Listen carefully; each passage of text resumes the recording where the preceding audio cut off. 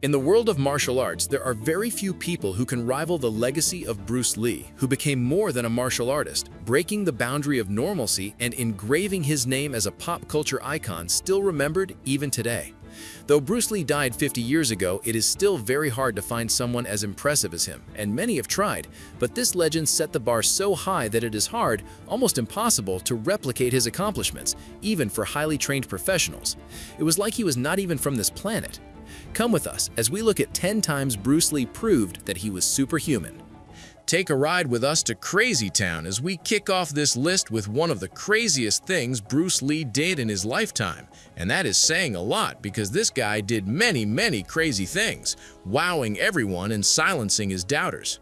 One of such incredible accomplishments was the time he broke a sandbag which weighed 45 kilograms with a kick. Although Bruce Lee was majorly known for being able to decimate his opponents with his fists, this superhuman had trained every single part of his body to be a weapon, including his legs, which could cause as much damage or even more than his fists. The story goes that he kicked the sandbag with a special kick called the super side kick, and the effect of the kick hit the sandbag so hard that it broke. And in case you doubt it, this is an actual record verified by the Guinness Book of World Records. Now imagine what a kick like that would do to a human body, which should make you wonder why anyone in their right mind would want to pick a fight with this guy. I mean, look at him. He is literally the last person you would want to pick a fight with. At the time, though, a lot of people did not seem to agree. They didn't believe all the hype, claiming he was just an on-screen fighter who couldn't fight in real life. Many challenged him, and one by one, every single one of them realized that this guy is not somebody you would want to mess with. Which brings us to the next one.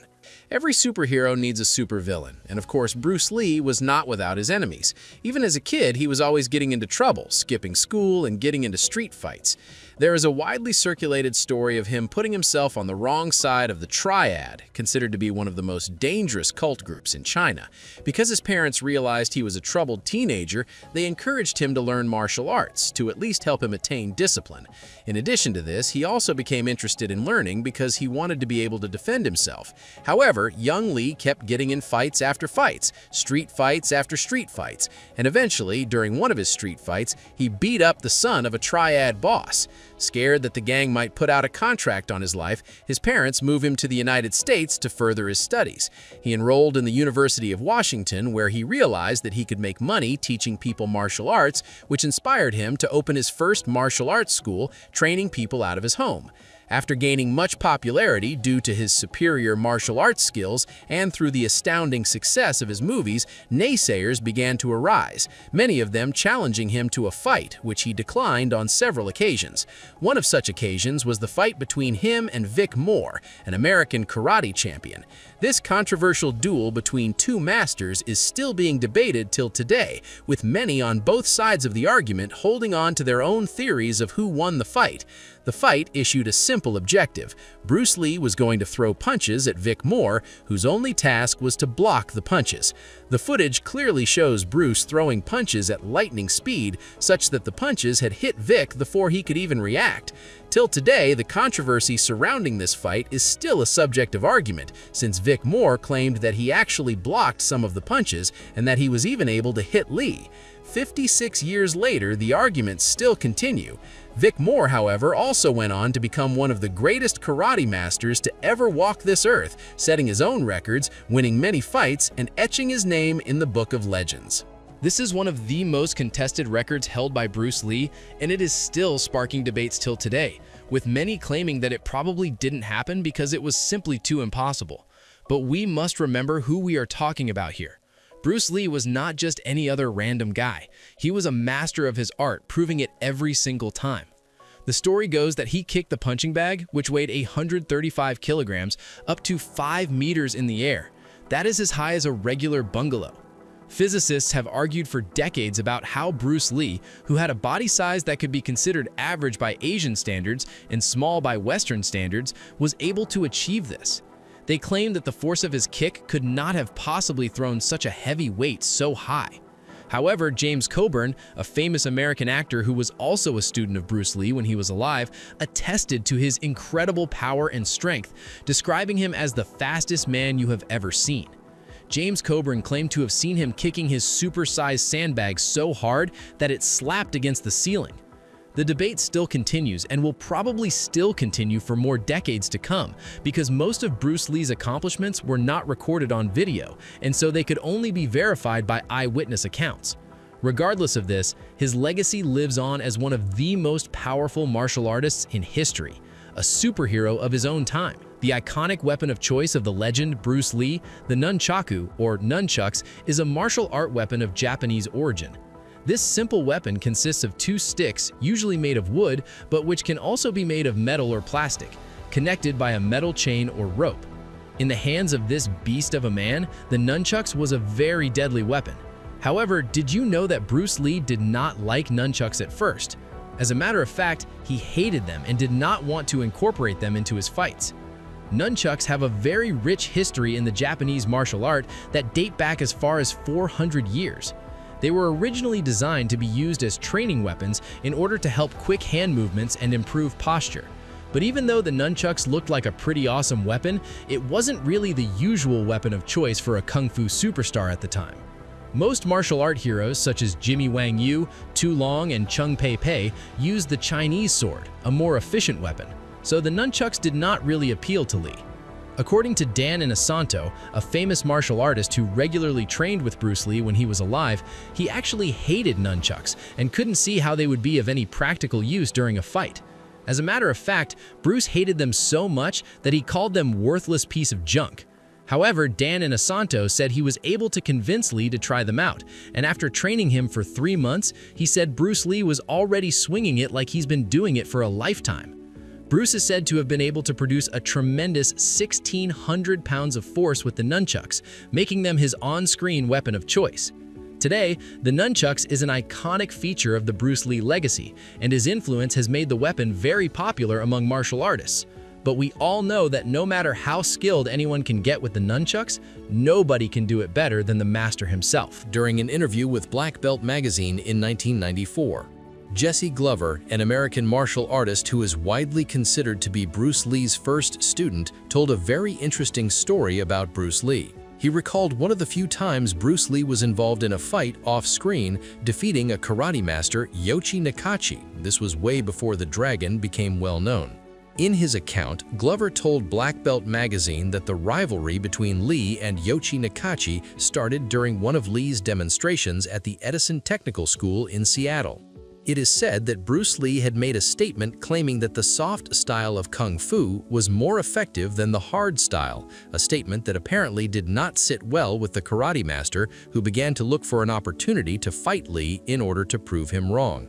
However, not wanting to grant a fight with every Tom, Dick, and Harry who wanted to fight him, Bruce Lee was reluctant to honor the fight, even though Yoichi kept pressuring him to fight. Tired of being constantly called out, he sought the opinion of his students, asking them if he should fight the karate man. Many of them, including Jesse Glover, advised him not to fight the man who was only looking for an opportunity to prove Bruce Lee's fighting style and philosophy wrong. But one day, Jesse said Lee pulled him aside after class and told him that he had decided to fight the karate man. Bruce had planned to fight him at the top floor of the school, but in order to sensationalize the fight even more, Jesse advised that the fight take place at the YMCA downtown, and Bruce obliged. According to Jesse Glover, only 7 people were present at the fight, including Bruce himself, Yoichi Nakachi, the karate man, Ed Hart, Howard Hall, an exchange student from Japan who went by the name Masafusa Kimura, another exchange student whose name he couldn't remember, and Jesse himself, who was the referee. The rules of the fight were simple. They would go for 3 rounds, each round lasting for 2 minutes, and the first person to get knocked out loses the match. The legendary fight started, and Yoichi threw the first punch, which Bruce dodged easily, returning the attack with several powerful straight punches, which sent the karate man into the wall.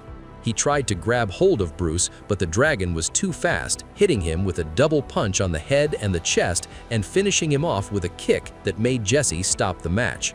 Yoichi Nakachi laid unconscious for a very long time before regaining consciousness, initially sparking fears that he might actually be dead.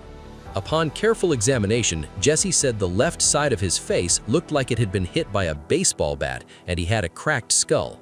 The most amazing part of this story is the fact that the entire fight took only about 11 seconds. Obviously, that was not even a contest. After the fight, Jesse said that Yoshi tried to come close to Bruce, who acted very casually about his victory, instructing everyone present to keep the story to themselves. Now it's time for today's subscriber pick. Push-ups are hard enough when done the usual way, and most of us can only manage to do 10 before giving up. But when Bruce Lee does it, he takes it to another crazy level. This superhuman still holds an undefeated record for doing 200 two-finger push-ups. Do you know how insane that sounds? He is also known to have been able to do 1,500 two-hand push-ups at a stretch and 400 on one hand. How many push-ups can you do at a stretch? Let us know in the comments. The Dragon, Bruce Lee, was well known for his incredibly powerful punch, including the world-famous 1-inch punch, which could hit an opponent at an impressive speed of 118 miles per hour. It is said that Bruce Lee could punch with a staggering force of 350 pounds, which is the same amount of punching power exhibited by the boxing legend Muhammad Ali.